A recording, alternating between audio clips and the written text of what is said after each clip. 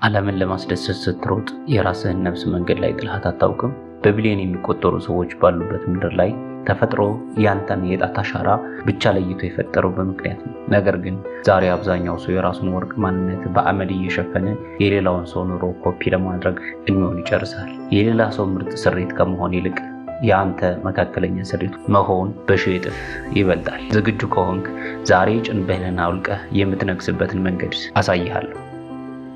ራስን ስትሆን የምታገኛቸው 10 ታላላቅ ጥቅሞች እነሆ። እውነት ለመናገር በየትኛውም የህይወት ክፍል እድሜና ማንነት ውስጥ ብትሆኑ ይህ ቪዲዮ ላይጠቅማችሁ አይችልምና ቪዲዮውን ላይክ፣ ቻናሉን ደግሞ ሰብስክራይብ በማድረግ የጉዟችን አባል ይሁን። ወደ ጉዳያችን እንግባ። የመጀመሪያው ነጥብ ራስን ስትሆን የማይደገም የግል ዋጋ ወይም ኦሪጂናሊቲን ታገኛለህ። በዚህ ምድር ላይ የአንተ ኦሪጂናሊቲ ስሪት አንተ ብቻ ነህ። ተፈጥሮ አንተን ስታዘጋጅ እንደ ፋብሪካ ምርት በሺህ የሚቆጠሩ ተመሳሳይ ቅጂዎችን አላወጣችም። ይልቁንም አንድና አንድ ብቻ አደረገች። ብዙዎቻችን ግን ስንወለድ ኦሪጂናል ሆነን ተወልደን ስንሞት ደግሞ ፎቶኮፒ ሆነን እንሞታለን። በገበያ ላይ አንድ ነገር ዋጋው የሚጨምረው ብቸኛ ወይም ሬር ሲሆን ነው። ያንተ ድምፅ፣ ያንተ እይታና ያንተ አሻራ ብቻውን የራሱ የሆነ የህይወት ዋጋ እንዲኖረው ያደርጋል። የሌላውን ሰው መንገድ ስትከተል የምትደርስበት ቦታ ሲበዛ የሌላውን ሰው አሮጌ አሻራ ማግኘት ብቻ ነው። ራስን ስትሆን ግን ማንም ያልረገጠበት አዲስ ምድር ትረግጣለህ። አንተ ብቸኛ ነህ። ያ ደግሞ ትልቅ የገበያ ዋጋ ነው። ለምሳሌ በማህበራዊ ሚዲያ ላይ ብዙዎች የሌሎችን ቫይራል የሆኑ ቪዲዮዎች ለመድገም ይሞክራሉ። ነገር ግን ታዋቂ የሚሆኑት የራሳቸው ለየት ያለ ነገር፣ አነጋገርና ጠባይ ወይም ዩኒክ ፐርሰናሊቲ ይዘው የሚመጡት ብቻ ናቸው። ሁለተኛ፣ ራስን ስትሆን የማይናወጥ በራስ መተማመን ትገነባለህ። በራስ መተማመን የሚጀምረው ሁሉንም አውቃለሁ ከማለት ሳይሆን ማንነት ተቀብያለሁ ከሚል እውነት ነው። ይህ ሁልጊዜም ጭንብሌ ይወልቅ ይሆን? ሰዎች እውነተኛ ማንነትን ያውቁብኝ ይሆን በሚል ፍርሃት ትሰቃያለህ። ነገር ግን ራስን ስትሆን ምንም የሚደበቅ ምስጢር ስለሌለህ ነፃ ትሆናለህ። ይህ ነፃነት ደግሞ በንግግርህ፣ በአካሄድህና በውሳኔ ላይ የሚታይ ጥንካሬን ይፈጥራል። ሰዎች የሚማረኩት ደግሞ ፍጹም በሆነ ሰው ሳይሆን በማንነቱ የሚተማመን ሰው ነው። እውነተኛ በራስ መተማመን ከውስጥ የሚመነጭ እንጂ ከውጭ የሚለጠፍ ጌጥ አይደለም። ጭንብል የሌለው ሰው ማንም ሊያስፈራው አይችልምና። ለምሳሌ ለቃለ መጠይቅ ወይም ኢንተርቪው ስትሄድ ያዘጋጀኸውን መልስ ብቻ የምትመልስ ከሆነ ትጨነቃለህ። ራስህን ሆነህ በቅንነት ስትመልስ ግን በራስ መተማመን የሌሎችን ቀልብ ይስባል። ሶስተኛ፣ ራስን ስትሆን ጥልቅ የሆነ የአእምሮ እረፍትና ሰላም ታገኛለህ። በየቀኑ ሌላ ሰውን ለመምሰል መልበስ፣ መናገርና መኖር ትልቅ የአእምሮ ድካም ነው። ልክ ላንተ የማይመጥን ልብስ እንደመልበስ ሁልጊዜ ብቾት ይነሳል። ራስህን መሆን ስትጀምር ግን ያ ማንነት ወይም አክቲንግ ይቆማል። በራስህ ቆዳ ላይ ሰላም ታገኛለህ። ከአንተ ጋር የሚጣላ ማንነት አይኖርም ማለት ነው። ይህ ሰላም ደግሞ ትኩረትህ ባልረባ ነገር ከመጨረስ ይልቅ ወደሚጠቅምህ ግቦች እንድታዞር ያደርጋል። ትልቁ ሀብት በባንክ ያለህ ገንዘብ ሳይሆን ማታ ስትተኛ ከራስህ ጋር ያለው ስምምነት ነው ይባላል። ሰላም የሚገኘው ከውጭ በሚመጣ እውቅና ሳይሆን ከውስጥ በሚመነጭ እውነተኛነት ነው እንደሚባል። ለምሳሌ ብዙዎች በኢንስታግራም ላይ ፍጹም ህይወት ያላቸው ለመምሰል ሲጨነቁ ይውላሉ። እውነተኛው ህይወታቸውን የሚኖሩት ግን ከጭንቀት ነፃ ሆነው ህይወታቸውን መኖር ይችላሉ።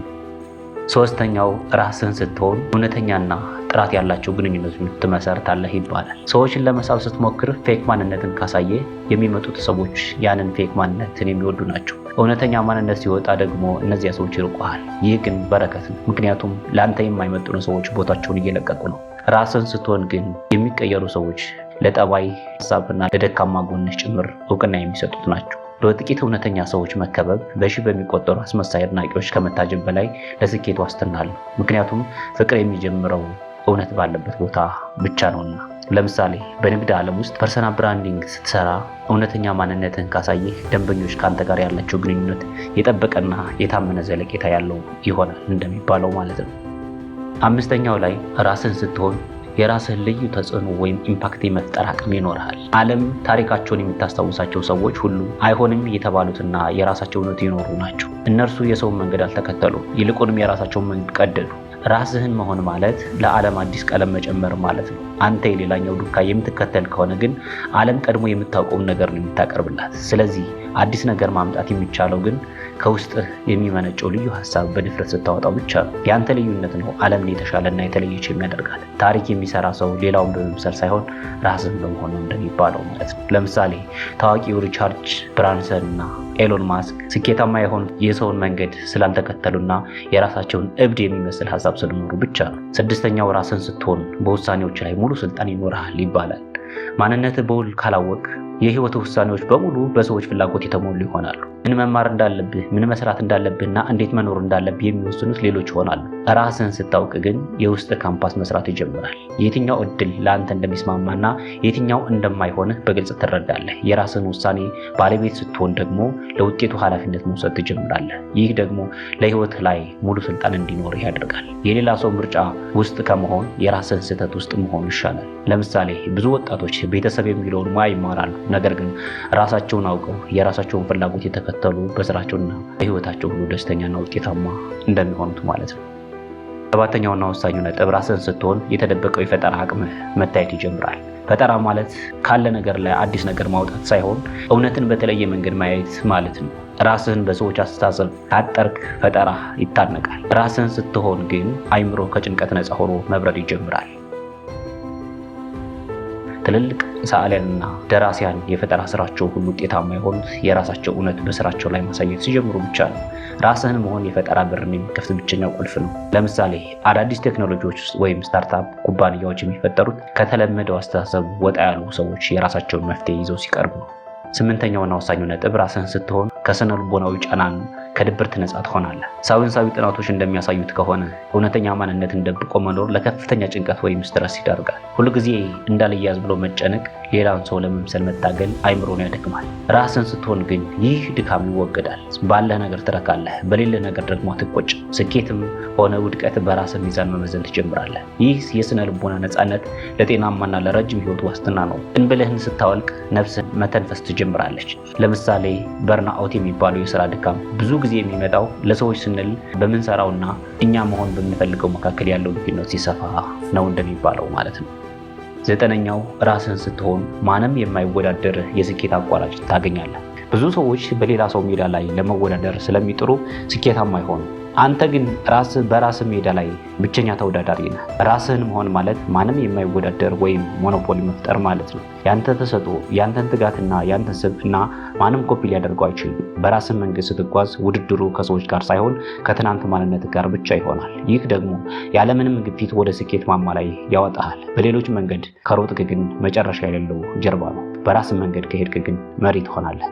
ለምሳሌ በአሁኑ ሰዓት ኮንተንት ክሬተሮች ስኬታማ የሚሆኑ የሌሎችን ስልት በመከተል ሳይሆን የራሳቸውን ለየት ያለ ዘይቤ ወይም ስታይል ሲፈጥሩ ብቻ ነው። ምክንያቱም ሌላን መሆን የሆነ ቀን ይሰለችህና ታቆማለህ። የመጨረሻው ነጥብ ራስን ስትሆን የማይደበዝዝ እውነተኛ ውበትና ማራኪነት ይኖርሃል። እውነተኛ ውበት ያለው በሚቀባባው ቀለም ሳይሆን ከውስጥ በሚፈልቀው እውነተኛ ማንነት ነው።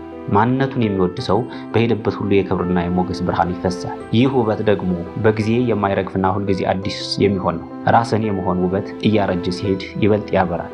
ራስን የሚወድና በማንነቱ የሚኮራ ሰው ደግሞ ፊቱ ላይ የሚነበብ ልዩ ብርሃን አለ። ይህ ውበት ሰዎችን የሚስብ የሚያከብርና ተጽዕኖ የሚፈጥር ይሆናል። ራስን መሆን ማለት ለራስ የምትሰጠው ትልቅ የፍቅር ስጦታ ነው። በዚህ በዲጂታል ጫጫታ በበዛበት ዓለም ውስጥ ራስን ሆኖ መገኘት ትልቅ አብዮት ነው። የሌላን ሰው ኑሮ በስክሪን ላይ እያየ የራስህን ታላቅነት አታሳንስ። የአንተ መኖር ትርጉም የሚኖረው አንተ የራስህን ዜማ ስትዘምር ብቻ ነው። የሰዎች እውቅና ፍለጋ የራስህን መንግስት ለባዕድ አትገብር።